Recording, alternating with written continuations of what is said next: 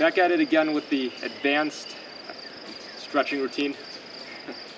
So, first we'll play off the upper back stretch.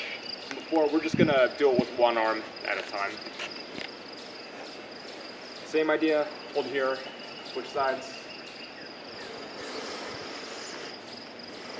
I don't remember if I mentioned this before or not. I'll just repeat it here either way. If you're doing unilateral work or one-sided work, you're obviously favoring one side a little bit more. It's a good way to prevent or work on muscle imbalances for those of you who may be watching this who already have them. Sticking with that same idea, I'm going to go into the chest stretch. Again, externally rotating the shoulder. We just have one side at a time. Right. So you've heard me mention the rotator cuff a few times during the workouts themselves. We're going to go over how to stretch that.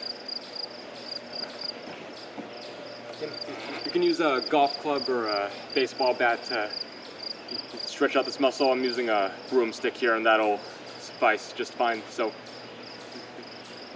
again, just to review, there's a muscle called the subscapularis. It's part of the rotator cuff. It acts to internally rotate the shoulder, so you want to stretch that out.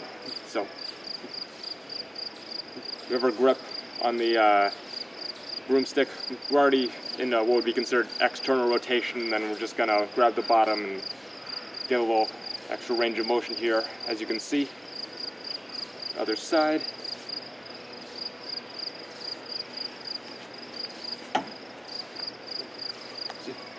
Like I've said before, the internal rotators of the rotator cuff, they're the ones that we tend to overwork, not just through training it directly, but through our chest training, because the chest also internally rotates the shoulder.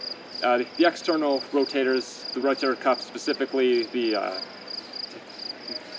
teres minor, I believe, the supraspinatus and infraspinatus, at least I think that's how you say it. They act to externally rotate the shoulder. Those generally don't get used enough, let alone overused. That's why we're not really going to worry about stretching them here.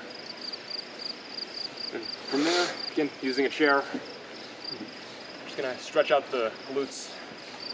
Place one leg over the top, make about a 90-degree angle. You can't really see that, it doesn't matter. And for some people doing the stretch, this alone might be enough. Otherwise, grab hold of your leg, try to bring your chest down best you can. Make sure you're not leading with your head and your neck like that.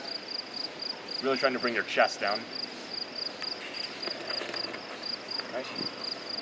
And again, we don't want the hip flexors to get tight. One of the best ways, one of my personal favorite ways to stretch those out, just to go into a lunge.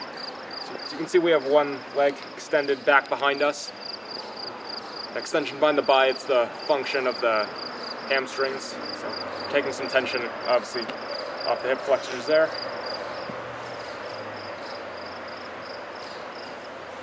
Gotten both sides, now we can stretch out the abs. I'm gonna go into what's called a bridge. Again, it's gonna be a little hard to talk while I'm doing this. You wanna try and extend your arms and your legs best you can.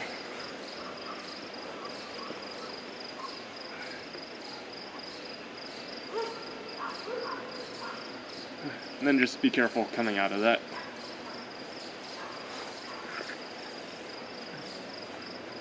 And then one last stretch to our quads. We're gonna lie down on our stomach. You can do this from one side at a time. I'm just gonna do both sides. Grab onto, again, our ankles, not our toes. Just lift up.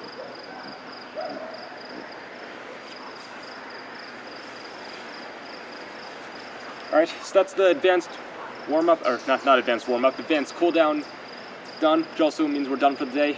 We have some additional stretches you can throw in if you want to use those. So those will be coming up soon. Stick around for those.